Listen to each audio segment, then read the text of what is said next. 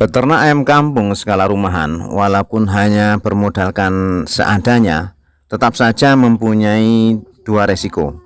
Resiko gagal atau resiko sukses. Kalau sukses, kita semua sudah tahu bahwasanya memang itu yang kita harapkan. Tetapi kalau gagal, kesuksesan dan kegagalan hakikatnya adalah sama dalam pandangan Allah, karena semua hanyalah ujian dari Allah Subhanahu wa taala kepada kita. Hidup ini memang dihadapkan kepada dua hal tersebut, positif dan negatif, ada sukses, ada gagal. Tinggal bagaimana kita menghadapinya. Nah, itulah yang jadi pertanyaan. Sukses dihadapi dengan kesombongan, membanggakan diri dan tidak mau berbagi kepada orang lain, ini pun bisa gagal namanya.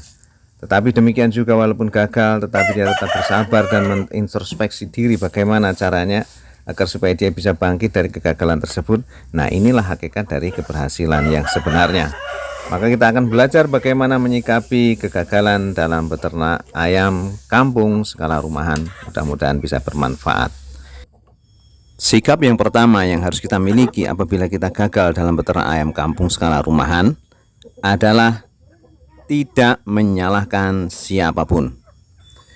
Menyalahkan orang lain seperti sudah menjadi tabiat bagi kita orang-orang Indonesia.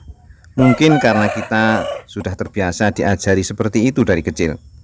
Ingatkah kita ketika dulu waktu kecil kita belajar berjalan, lalu kita terjatuh atau terantuk meja kepala kita, lalu orang tua kita memukul meja dengan menyalahkan meja. Nah, ini yang nakal mejanya, biar tak tabrek saja mejanya. Nah, ini adalah salah satu pendidikan yang keliru, sehingga mindset kita selalu menyalahkan orang lain apabila kita mengalami kegagalan. Demikian dalam peternak ini juga. Kalau mindset kita salah, cara berpikir kita salah, maka kita akan menyalahkan orang lain atau pihak lain. Salah pedagang lah, salah harga lah, salah ayamnya lah, dan seterusnya. Banyak sekali yang bisa kita salahkan kalau kita ingin menyalahkan pihak lain dalam menyikapi kegagalan kita. Tetapi yakinilah bahwasanya sikap menyalahkan pihak lain atau menyalahkan orang lain ini bukanlah satu jalan keluar yang baik. Justru ini akan membenamkan kita dalam kegagalan berikutnya. Dan kegagalan yang terbesar adalah ketika kita gagal menyikapi kegagalan yang pertama dengan sikap yang salah. Sikap kedua yang harus kita miliki dalam menghadapi kegagalan beternak ayam kampung skala rumahan adalah menjadikan penyebab kegagalan sebagai penyebab kesuksesan. Apabila kita mengalami suatu kegagalan dalam beternak usaha skala rumahan, tentu kita tahu penyebab dari kegagalan tersebut. Macam-macam penyebab kegagalan, diantaranya saya contohkan saja. Yang pertama mungkin karena banyaknya kematian yang kita alami dari hewan-hewan piaraan kita atau ayam-ayam kita, baik itu dari DOC ataupun ketika sudah berumur 2 bulan dan seterusnya, ataupun dari indukan-indukan kita, atau juga bisa dari jatuhnya harga ketika kita mau menjual barang, atau bisa juga dari penyebab mahalnya biaya pakan yang harus kita beli, atau bisa juga dari penyebab-penyebab yang lain. Mari kita cari sekarang penyebab dari kegagalan-kegagalan kita dan kita jadikan itu sebagai penyebab kesuksesan di masa yang akan datang. Caranya bagaimana? Yang pertama, kita harus mencari dulu apa sebenarnya penyebab kegagalan kita dalam beternak itu. Kalau kegagalan kita itu terjadi karena banyaknya kematian dari ayam-ayam kita, baik yang DOC ataupun yang sudah berumur dewasa, maka kita harus mencari jalan keluar dari kematian-kematian itu. Maksudnya di lain waktu, di lain kesempatan, kalau kita akan memulai lagi, maka kita harus memperbaiki sistem perkandangan, lalu racikan pakan, dan juga obat-obatan apa yang akan kita berikan, atau herbal-herbal apa yang kita persiapkan. Kalau di peternakan kami hampir sama sekali tidak menggunakan obat-obatan kimia, ya, tetapi kami mempergunakan obat-obatan atau herbal-herbal yang kami buat sendiri.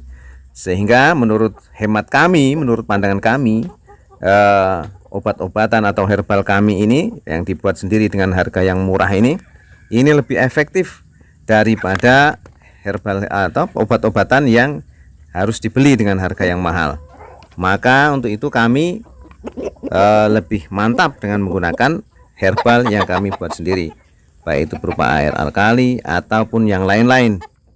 Lalu kalau kegagalan kita itu disebabkan karena ketika kita menjual hasil peternakan kita mendapatkan harga yang murah, maka ini pun menjadi pelajaran bagi kita bagaimana next time atau hari-hari berikutnya ketika kita menjual, kita harus merencanakan dan kita program supaya mendapatkan harga yang mahal. Contohnya ketika musim Lebaran, Tahun Baru dan lain sebagainya. Tentu kita bisa mencari informasi tentang harga ini, kapan harga ini akan naik, kapan harga ini biasanya turun, ketika kita banyak bersosialisasi dengan orang lain atau dengan peternak-peternak lain.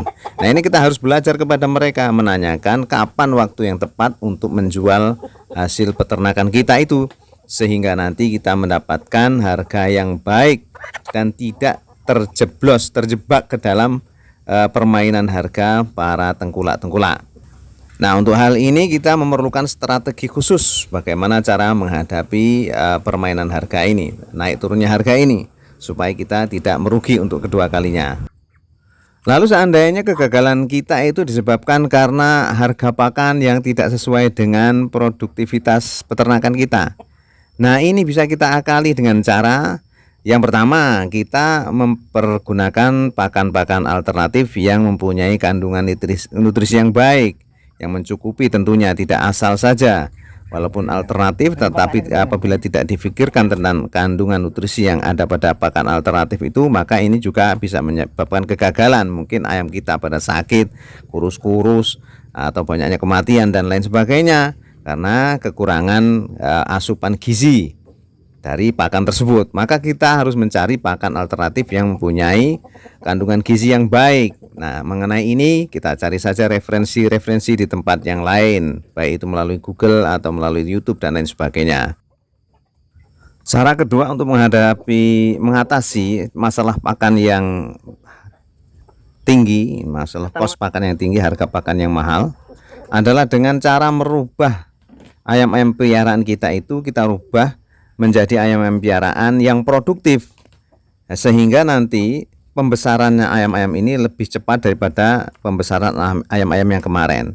Seandainya dia diambil telurnya atau diambil DOC-nya, maka indukan-indukan tadi memproduksi telur yang lebih banyak daripada telur-telur ayam yang sebelumnya. Maksudnya yang ketika kita gagal itu, maka indukan kita ganti sehingga nanti menghasilkan anakan-anakan yang lebih produktif. Nah, nanti dengan lebih produktifnya indukan kita atau lebih cepat besarnya DOC kita itu, ini bisa menutupi biaya pakan yang mahal tadi.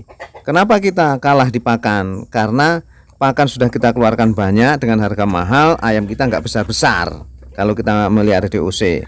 Atau pakan sudah kita keluarkan dengan harga mahal dan mengeluarkan pakan yang banyak di dalam waktu yang lama, tetapi indukan-indukan kita produksi telurnya hanya sedikit. Nah, ini tentu akan menyebabkan kerugian, dan kerugian ini tidak bisa diulang. Jangan diulang lagi. Kalau sudah seperti ini, kita ganti ayam-ayam kita dengan ayam-ayam yang lebih produktif, supaya nanti bisa menutupi biaya pakan, bahkan mendapatkan kelebihan dari biaya pakan sebagai keuntungan bagi kita.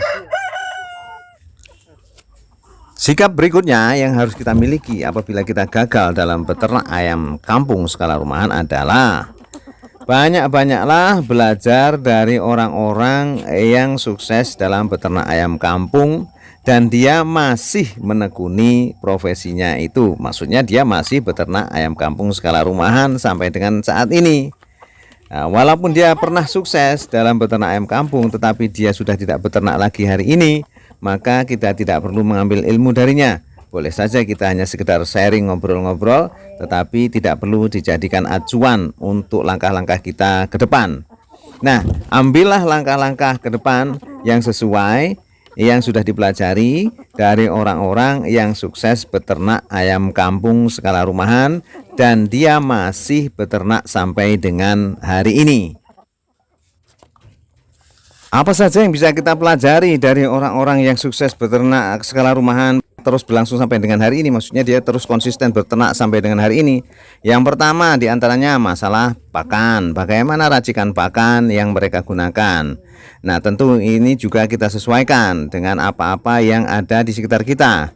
Karena kadangkala satu bahan pakan ayam ini di satu tempat dia murah, di tempat kita mahal, dan kita bisa menyesuaikanlah hal itu. Lalu yang kedua, masalah setelah pakan, ya ini masalah perkandangan. Bagaimana sistem perkandangan mereka sehingga mereka terselamatkan dari wabah penyakit. Nah, lalu yang ketiga, bagaimana cara mereka memilih indukan ayam jenis apa yang mereka pelihara. Nah, kita bisa mengikuti mereka dari step by step lah. Dari mulai tadi pakannya, terus perkandangan, terus bibitnya, bagaimana sebaiknya, apa yang harus kita lakukan, bibit apa yang harus kita pelihara supaya mendapatkan keuntungan sebagaimana mereka yang beruntung. Tetapi jangan pernah berpikiran bahwasanya kegagalan kita itu juga adalah kegagalan orang lain. Maksudnya seperti ini. Apabila kita beternak ayam kampung dan kita gagal, katakanlah kita tidak mendapatkan untung atau bahkan kita rugi di pakan, atau rugi di bagian-bagian yang lain, penjualannya tidak sesuai, maka itu jangan kita jadikan patokan. Malah kita menganggap bahwa orang-orang sukses itu hanya berbohong belaka, hanya apalah memberikan gula-gula, janji-janji manis agar supaya YouTube-nya viral dan lain sebagainya. Tidak seperti itu seharusnya sikap kita, tetapi kita belajar kepada mereka bagaimana mereka bisa sukses, kok saya kok gagal. Nah, apa yang mereka lakukan dan saya harus melakukan yang minimal seperti itu, sehingga ada kemungkinan untuk kita juga sukses seperti orang-orang yang sudah sukses duluan daripada kita itu. Nah, itulah sikap terpuji yang bisa kita lakukan. Nah, yang terakhir dan yang terpenting adalah memperbaiki hubungan kita dengan Tuhan Yang Maha Esa, yakni Allah Subhanahu wa taala. Tuhan Yang Maha Esa atau Allah Subhanahu wa taala adalah zat yang maha memberi rizki. Jadi rizki hakikatnya adalah datang dari Allah Subhanahu wa taala. Tetapi kita hanya diperintahkan untuk berusaha. Nah, usaha kita itu tentu usaha yang sebaik-baik mungkin. Tetapi keputusan berapa banyak yang akan diberikan itu adalah keputusan hak prerogatif dari Allah Subhanahu wa taala.